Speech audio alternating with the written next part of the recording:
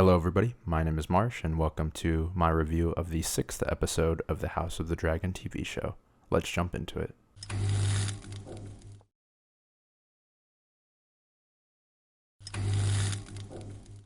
So, House of the Dragon, Episode 6. I'm going to give you some pros, going to give you some cons, and then we're just going to talk about the episode overall.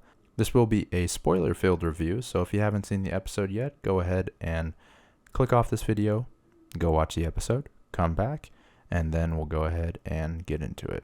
And before we start, if you could leave a like and subscribe, that would be greatly appreciated. Now, usually I'll jump into a pro and a con, but the first thing I actually wanted to mention was that of the time skip.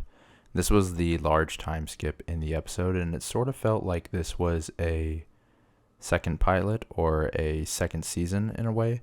We're starting new with a bunch of new characters, new actors, and it's a 10-year time skip so far. And so a lot of the complaints, or not necessarily complaints, but the cons I have are based around that time skip and a few things that happen with it, but that's something that was expected because we knew that they would have to do this large time skip with different actors. So let's first start with a pro overall. My first pro for this episode is them setting up the stakes of everything.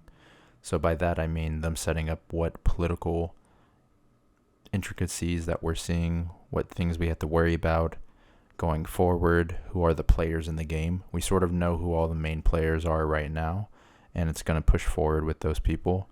And there may be a few more that's added, but with what we have right now, we have a substantial base that's present. So for example, we start with Princess Rhaenyra, who's giving birth to her son, who is obviously the son of the Prince of Harrenhal, not the actual Prince Laenor, because we all know that Laenor is gay, and so they never consummated a marriage. But this isn't a public thing that everyone knows about. This is a secret that's kept, but the public's starting to catch on to it all. And so she gives birth to her third son with the Prince of Harrenhal. I forgot his name. My apologies.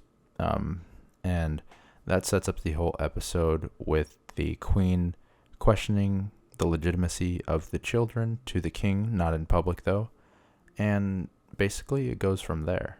We'll take it piece by piece with each person and where it sets up, but that's the first pro overall, is how it built that base and that ground for the political standing of everything going forward. The first con I have though is with the time jump. We do have to get used to these new actors. There's certain things and gaps that need to be filled in, and they need to sort of get everything going again. And like I said earlier, it feels like a second pilot, a new season. So in a way, it feels like we lost the momentum of all the previous episodes because there isn't we have to build up the stakes again. There isn't something that's building, and then crescendos at the end like in a normal season. It's like we have a two-parter for the season, the first 5 episodes and then the second 5. So if we look at it as 2 arcs, then that's fine. But as a season as a whole, it kills the momentum with the time jump, but it is required. So it feels like a second arc, essentially, which is my first complaint overall. Outside of that, though, let me go ahead and jump into some of the storylines we have, because there's a lot going on right now. Let's start with Princess Rhaenyra and Laenor. So Princess Rhaenyra has a child, like we mentioned before. She has 3 sons that are with the Prince of Harrenhal, not actually with her husband, Prince Laenor. That essentially brings in a few issues because they're not legitimate. They're technically bastards because she's not married to the Prince of Harrenhal. And so technically there's no heir after her since she's the current heir. And it's just a whole bunch of controversy as well that would destroy the House of Harrenhal versus not necessarily destroy the Targaryens, but it would blemish them extremely. The episode progresses though, and the first thing that happens is the queen wants to see the son because she knows it's not going to look like her husband, Laenor. And so she wants to judge its legitimacy essentially right away. And Rhaenyra is very protective. She brings the son with her automatically, and if you notice, she won't let Laenor hold the son either. It's sort of like Laenor knows that he's not the father, but at the point to where he doesn't really know. I'm not sure if they ever consummate anything at all, or if they have a deal. I think it's kind of stupid to not do that. They honestly should just consummate to have a kid, and that's all. and leave it there, and then she could be with whoever she wants on the side. So it's very selfish and stupid that they did it this way, because it's obvious that they're not related to him. They look just like the Prince of Harrenhal guy. They look nothing like Laenor, and they should have white hair since it's white, but I guess they don't understand how basic genetic works. Eventually, though, we do get to meet her other children who are grown, and we also get to meet the son of Allison and the king. They're two sons, actually, and there's a daughter as well. And we have this scene in the dragon pit where we see Aegon and Eamon, I believe. And Eamon is he's a little messed up, you could tell. He's jaded because he doesn't have a dragon. And he's sort of mistreated in the Forgotten Son since he's the second born son. And so he's mistreated even by Rhaenyra's children, which causes some conflict there, and he doesn't have a dragon. And so there's a lot going there. I believe Eamon is going to succeed Aegon. So I don't believe Aegon will survive in a way. And we see Aegon even is doing like most Targaryen males and having issues, and he isn't the brightest person. Because I don't know what's up with Game of Thrones in any line of royalty, but the princes are always spoiled and they don't understand things. So for example, not his introductory, but one of the introductory scenes we see with him, he's masturbating in a window over King's Landing, and then his mother, Allison, walks in the door, and she basically lays down the law with him and tells him, if you don't get it together, and if you don't strengthen the bond between you and your brother as a family, we're going to fall apart. Because when Rhaenyra takes the throne, she's going to kill you, no matter what. And he's like, oh, I won't fight. She can have it. I don't want to challenge her. And she says, you have to challenge her. Otherwise, you will die.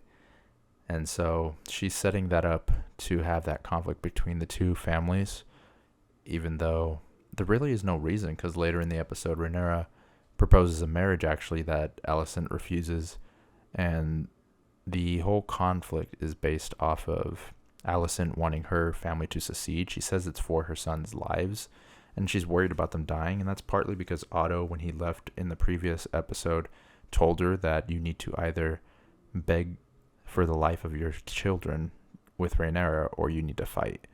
And so she chose the position of fighting. And now Kristen is her main Queen's Guard, and he is very jaded and ass, and he's sort of turning into the bad guy, which is interesting to see after everything that's happened with him. So when they're like training in the courtyard, he's picking on Rhaenyra's children, which causes, I think it's Harlow, but the Prince of Harrenhal, I'm just going to keep saying that because I don't remember his name, causes him to defend the children and beat him up and basically publicly admit that those are his kids in a way, based off the accusations that Kristen Cole was saying to him, which was huge. This is one of the events that triggered everything from this point on, because now he has to go back to Harrenhal to rule as prince because he can't be part of the City Watch anymore. His father is the king's hand, and he tried to resign, but the king refused to let him resign, so he's sending him back there. And basically, their whole family is getting uprooted, and everything is getting ruined for that house. And I'll get to what happens later with that, but we'll move back to another portion of other people in the episode. Try to keep it somewhat chronological. The next major person that it focuses on would be Daemon and Laena, I believe, the Balerion daughter. And they're married now. They have 2 daughters, and she is pregnant. And basically, they're setting it up with them to sort of fight for the throne in a way. She's always trying to convince him to fight for glory or something else. She doesn't want to be complacent and live out a peaceful life. She wants to fight. So it sounds like she wants to take power and glory for herself, which I believe they will eventually. But it will be set up by Rhaenyra and the Balerion house coming together to go against Allison and the High Towers. I think that's where the conflict comes in and the civil war comes back in. Essentially, though, she's pregnant and she gives birth, but like in the first episode where they mirrored it, essentially, where the king had to make a decision to see if the son would live and let them live, versus Daemon, who actually somewhat loves Laena, wants to try to help her to live. He doesn't want to cut out the womb and save the child, because he doesn't want her to die, and so he is indecisive and doesn't make a real decision. And she goes out to her dragon and has her dragon burn her by saying Dracarys multiple times until her dragon actually kills her. Basically a suicide. I don't know why she per se decided to do that, opposed to a possible C-section to save the child. I figure that's like her best way out because she knew she was going to die. I'm not sure. The other thing was, like, I know with Daenerys, she's like immune to the fire, but I don't think all Balerions or Targaryens are. I was like, oh, maybe she dies and the baby survives, but I doubt that's an actual thing. But they set up that she dies, and now Daemon is going to return to Dragonstone with Rhaenyra, it seems like. And going back over there, we see Rhaenyra now separates with the Prince of Harrenhal. He has to go back to his castle, and her and Laenor decide to go to Dragonstone. And Laenor has his own like boyfriend and everything. He brings him with him and everything. And that's their like compromise they have. But they're going back to Dragonstone after the queen refused to accept the proposal. And they're basically leaving that proposal up in the air and forgetting about it because the contentiousness between them is growing more and more, and something is going to happen. It's easy to tell the queen is just fighting her at every point, even when the king doesn't want her to be fighting her. And so they go back to Dragonstone. Daemon's going to meet them at Dragonstone somehow, and I think they're going to form a pact of civil war with the other Balerions versus Alicent and the king.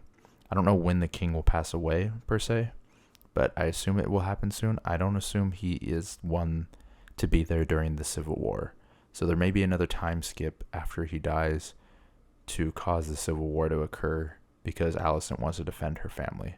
We'll see. The other thing I wanted to mention is Alicent is working with the Prince of Harrenhal's brother, the crippled one, or the one with the cane, and basically he's like the Lord of Spies for her in a way, and she is upset that the Hand of the King wasn't allowed to resign because it goes against her, because she feels like she's fighting against everyone. So basically he's like, okay, I'll take it in my own hands. He cuts off the tongues of a bunch of prisoners so they can't talk, sends them to his own father and brother's castle, and burns it from the inside, and kills his father and his brother. So House Harrenhal is no more outside of the son, who I think is Larys is his name. He's the only one who is remaining in the house.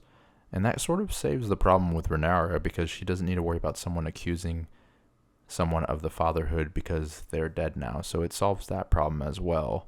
But it's also going to cause Rhaenyra to probably hate the queen, because she's going to assume something happened with this. It just seems too coincidental to think otherwise. And so that basically sets off everything going forward to the start of what is going to be a civil war. So we'll see what happens with that. I haven't read the book, so I don't know exactly. But I did enjoy the episode. It's not as good as the previous episode. It's basically a fresh start. They have to get everything going again. I'd say it's about a 7 out of 10 right now, but that's not bad because they have to start everything up again, and I still enjoyed it quite much. It's better than the first episode of the season, though, I will say. So maybe a 7.5 out of 10. But overall, let me know what you thought about the episode. Did you like it? Did you not like it? What did you enjoy? What did you not enjoy? Let me know in the comments down below. And other than that, I hope you have a wonderful rest of your day. Thank you for watching. If you could leave a like and subscribe, that'd be amazing. And I hope you have a good day. Bye-bye.